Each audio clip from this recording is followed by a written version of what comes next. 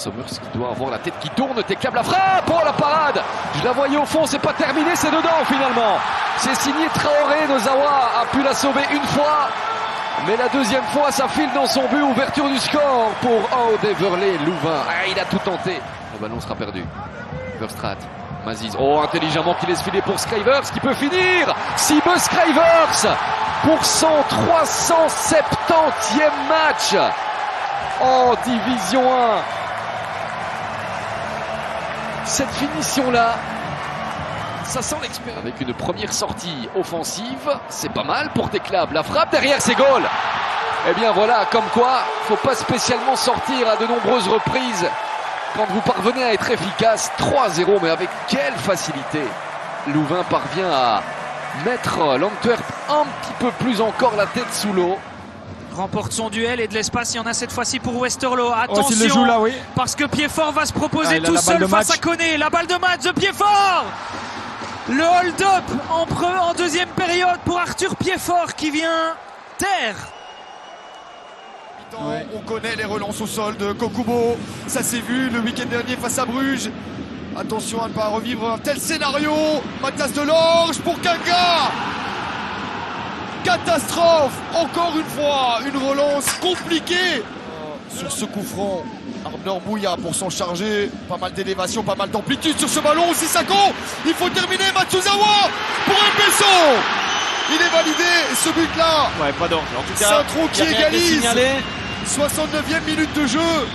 C'est l'ancien du Bersco.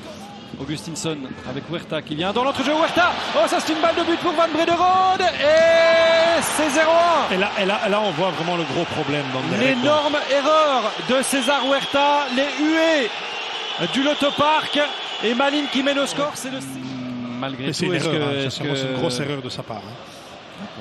On est d'accord là-dessus. Ah, Saliba ça partout. C'est très bien joué de Sikan. Égalisation directe pour le Sporting d'Anderlecht. Heureusement pour les Mauves, ça n'aura pas duré très longtemps.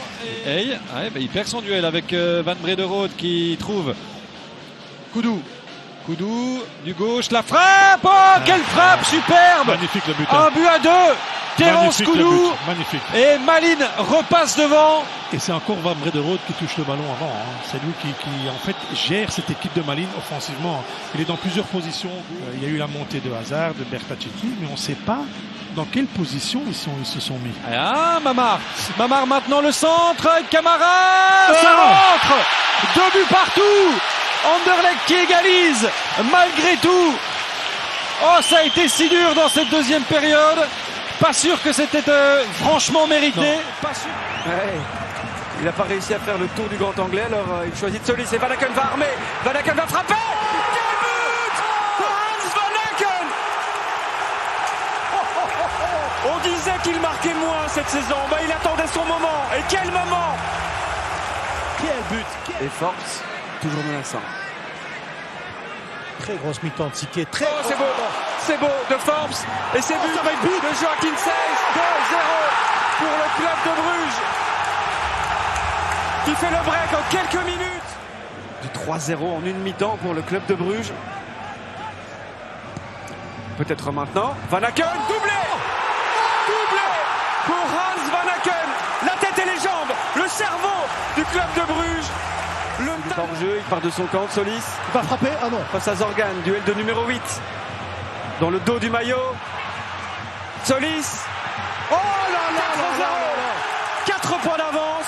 Bruges en route vers son 20e titre. Christos Solis.